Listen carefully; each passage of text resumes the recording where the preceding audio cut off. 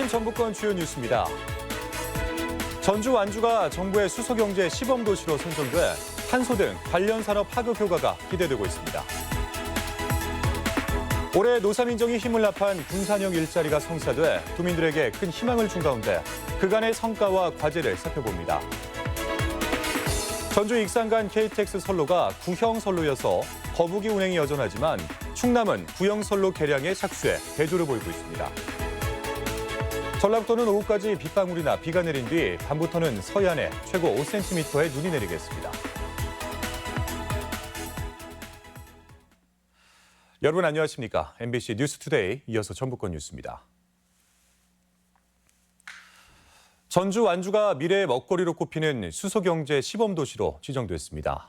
교통에서 주거까지 미래 청정연료로 꼽히는 수소 기반이 강화되고 버스와 상용차 중심의 전북 자동차 산업에도 큰 영향을 미치게 돼서 수소경제 선점 효과도 기대되고 있습니다. 송인호 기자입니다. 정부는 올해 차세대 미래 먹거리로 수소 경제를 선포했습니다. 환경 규제를 피할 수 있는 청정 연료로 석유를 사용하는 자동차를 대체할 수 있는 데다 신기술, 신소재로 연관 산업 파급력이 크기 때문입니다. 기존에 있는 산업을 대체하는 것뿐만이 아니라 기존에 없던 산업들을 새로 만들어내는 그런 새로운 기회로 볼 수도 있습니다. 수소경제 선포 이후 첫 시범 도시로 전주시 완주군이 울산, 경기도 안산과 함께 선정됐습니다. 전주 완주에는 앞으로 3년 동안 약 300억 원의 수소 경제 기반 조성을 위한 국비가 투자됩니다. 주거 분야에서는 2030년까지 도내에서만 13,000세대의 수소연료 전지를 통한 전기가 공급됩니다. 전주 완주 간 노선에 수소버스가 투입되고 한옥마을 관광순환버스도 수소차로 바뀌며 충전소도 대폭 늘어나게 됩니다. 수소차는 버스와 트럭 등 장거리 대형 이동수단이 더 경제적이어서 상용차 중심의 전북 자동차 산업에 큰 영향을 미치게 됩니다. 뿐만 아니라 수소 보관과 유통에도 고압에 견딜 수 있는 탄소 등 새로운 소재가 필요해서 전주 탄소 산업에도 호재로 꼽히고 있습니다.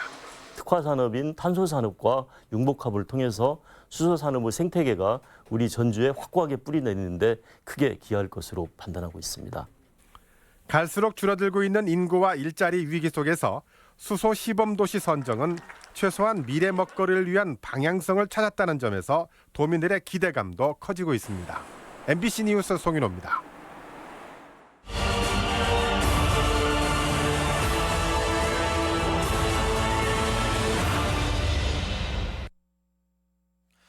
네, 올 한 해 힘들고 어려운 상황 속에서도 군산형 일자리 성사는 도민들에게 큰 희망을 줬습니다. 노사민정이 힘을 합쳐 이룬 성과인데다 미래산업 육성에 토대를 마련했다는 점에서도 의미가 큰데요. 지난 1년간의 여정을 조수영 기자가 되돌아봤습니다.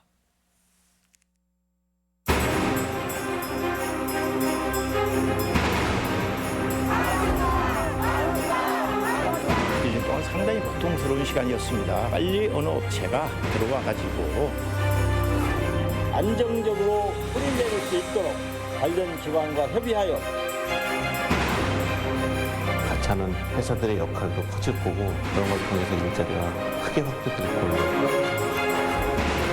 정부의 지원이 더해져 군산은 전기차 메카로 우뚝 서게 될 것입니다. 한국 GM이 떠난 군산 공장은 새해가 시작됐지만 먹구름은 여전했습니다. 완성차 시장 포화 상태에서 선뜻 인수에 나설 곳이 없었기 때문입니다. 하지만 지난 3월 현대차 협력업체인 명신 컨소시엄이 인수에 적극 나서면서 분위기가 바뀌었습니다.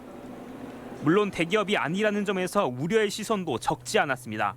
단계별로 하나씩 실행해 나가면서 신뢰를 드리는 게 더 중요하다고 생각합니다.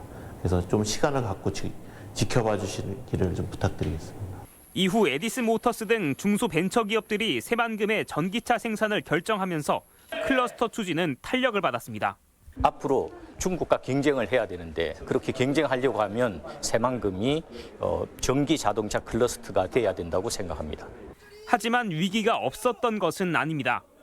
노동계는 광주형 일자리와 마찬가지로 상대적으로 적은 임금에 일부 노동권 침해마저 우려하며 참여를 주저했습니다.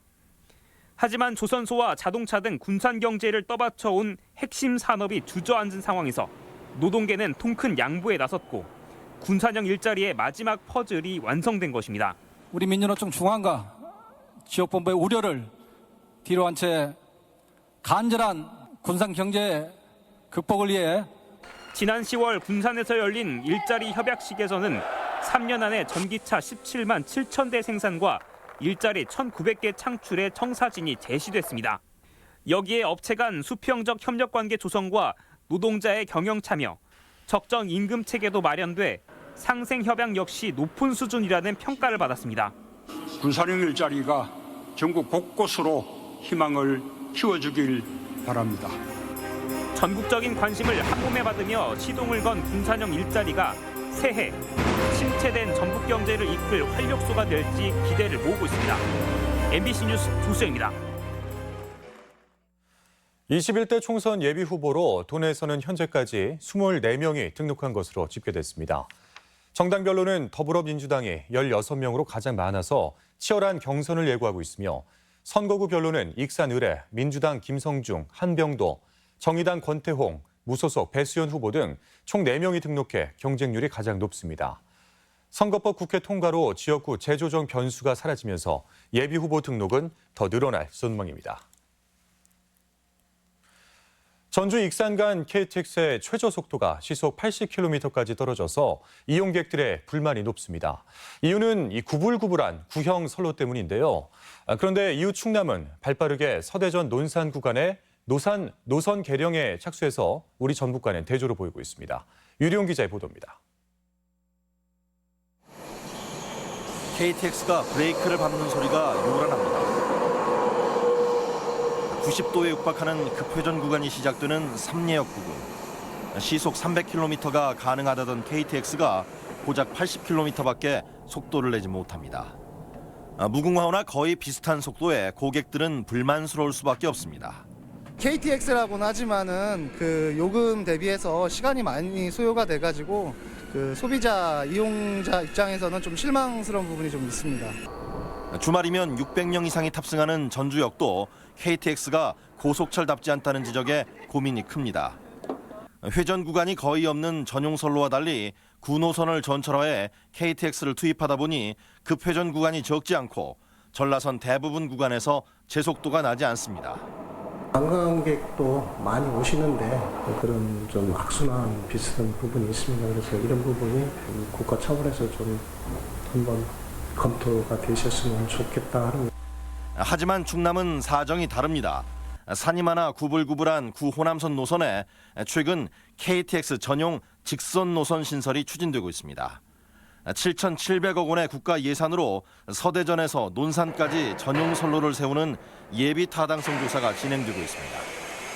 전라선도 이렇게 이제 개량이 필요한 구간들이 많이 있으리라고 봅니다. 근데 그러려고 하면은 상위 계획인 국가철도망 구축 계획에 반영이 돼야 됩니다. 지자체에서 요청을 하셔야 될 겁니다. 당장 익산 춘포역에서 전주 동산역까지라도 노선을 직선화하면 이용객이 많은 전주 익산 구간이 제속도를 낼 수 있습니다.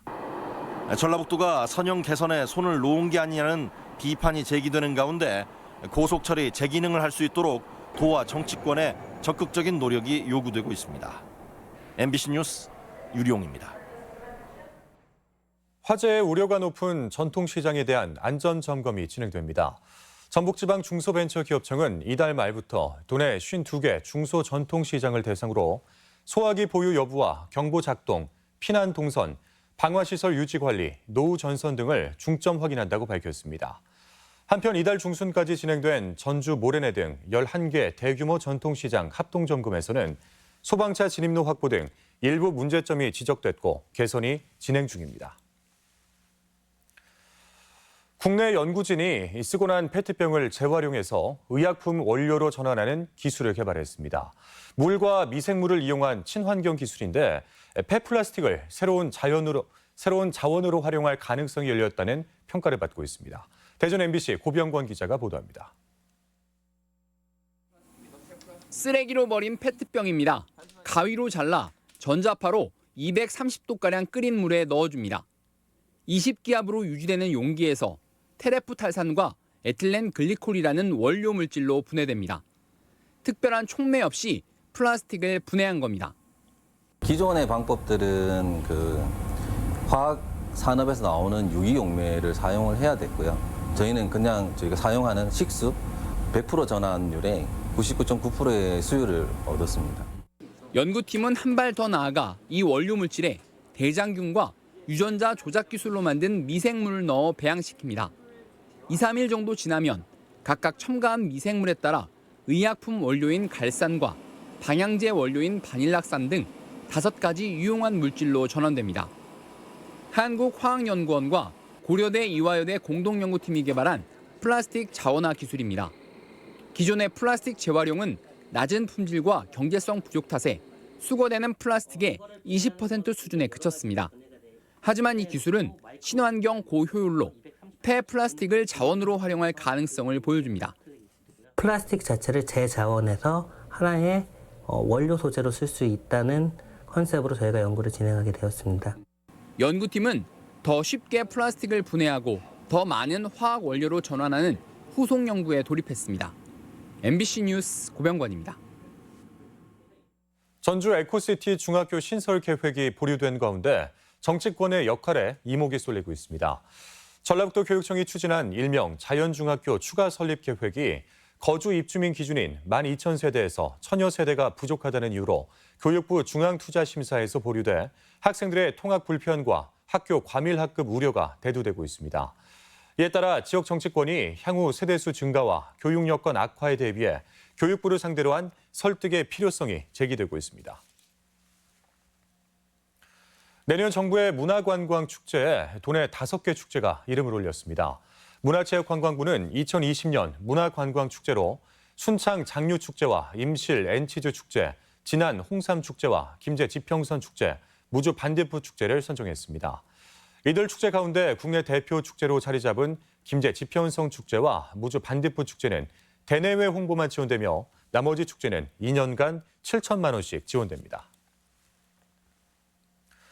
완주 삼내에 초코파이 공장이 들어섰습니다. 지역 특산물을 이용한 초코파이를 개발해 완주군 대표 먹거리로 성장시킨다는 계획입니다. 지역 소식 이창희 기자입니다. 완주 삼내 완주 자활센터 부지에 해썹 시설을 갖춘 초코파이 공장이 건립됐습니다. 완주 자활센터는 3년 전 제과 제빵 기능사 등 15명이 참여하는 완주 초코파이 사업단을 발족시켰으며 딸기와 곶감, 생강 등 지역 특산물을 이용한 수제 초코파이를 개발해 완주군의 대표 먹거리로 만들 계획입니다. 공장에서는 하루 4,000개의 초코파이를 생산하고 참여자들의 일자리는 물론 소득 증대도 기대됩니다. 초코파이 공장은 완주에서 규모 있는 가공시설로 본격적으로 운영될 경우 지역경제 활성화와 지역 주민의 소득 증가를 가져올 것으로 기대됩니다. 김제시는 백구면 부용리와 반월리 일원에 2022년까지 452억 원을 들여 특장차 전문 단지를 추가 조성합니다. 전문 단지는 특수 작업을 수행하기 위한 설비를 갖춘 자동차 업체만 입주하는 산업단지로 내년 상반기 승인 절차를 마무리하고 하반기 공사를 시작할 계획입니다. 백구 제1 특장차 전문단지의 성공적인 조성과 특장차 업체의 수요 증가에 따라 총 사업비 452억 원을 들여 약 30만 평방미터에 대하여 2022년 준공을 목표로 추진하고 있습니다. 남원시가 운봉읍 동천리에 100세대 규모의 공공임대주택을 건설하고 주변 마을과 연계해 특색 있고 활력 넘치는 마을 정비 사업을 추진합니다. 남원시는 내년 초 LH와 협약을 체결하고 사업계획 승인을 받은 후 2021년 공사에 착공할 계획입니다. 지난 21일부터 닷새간 개최한 임실 산타 축제에 전국에서 11만여 명의 관광객들이 방문했습니다. 성탄절 연휴 기간 펼쳐진 이번 축제는 임실 치즈 테마파크를 4가지 테마별 축제장으로 활용하고 다양한 먹거리와 볼거리, 무료 셔틀버스를 운영해 관광객들의 만족도를 높였습니다. MBC 뉴스 이창익입니다. 다음은 저희 전주 MBC의 희망 2020 나눔 캠페인 성금을 맡겨주신 분들을 소개해드리겠습니다. 장수군 천천면 장항마을 주민 12만 원, 용신마을 주민 22만 원, 광산마을 주민 11만 원, 쌍안마을 주민 7만 원, 오옥마을 주민 12만 원, 신흥마을 주민 3만 원, 구신마을 주민 10만 원, 부연마을 주민 7만 원. 부안군 개화면 금산마을 주민 26만 원, 창북 산마을 주민 67만 8천 원, 고창군 고창읍 율계마을 주민 21만 원, 대학마을 주민 15만 원. 부기마을 주민 10만 원, 사계마을 주민 17만 원, 화산마을 주민 10만 원, 동문마을 주민이 30만 원을 보내주셨습니다. 성금을 보내주신 분들께 감사드립니다. 다음은 우리 지역의 행사와 문화 소식을 전해드리겠습니다.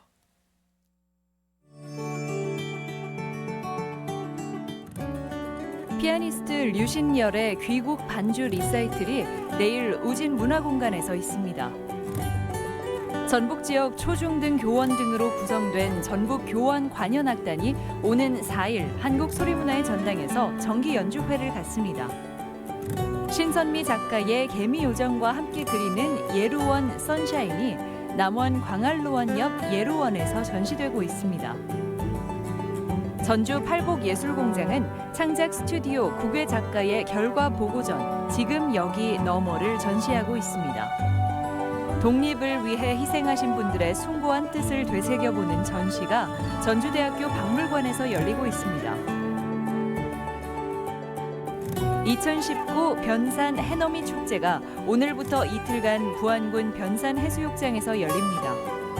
2019 전주시 제야축제가 내일 전라가명 앞 도로에서 다채롭게 펼쳐집니다.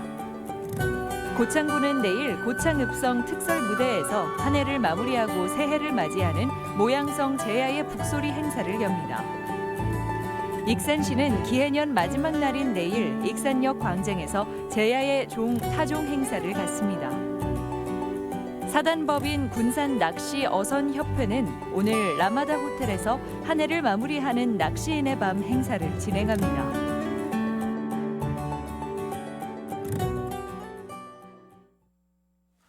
다음은 날씨입니다. 전라북도는 오후까지 빗방울이나 비가 내린 뒤 밤부터는 서해안에 최고 5cm의 눈이 내리겠습니다. 지역별 기온입니다. 전주는 아침 기온 6도에서 낮 기온 10도, 익산 4도에서 12도, 동부권 무주는 1도에서 10도, 진안 2도에서 8도, 서해안권 군산은 5도에서 10도, 고창 6도에서 11도 등을 기록하겠습니다. 현재 초미세먼지 농도는 전주와 정읍에서 보통, 나머지 지역에서 좋음 수준을 보이고 있습니다.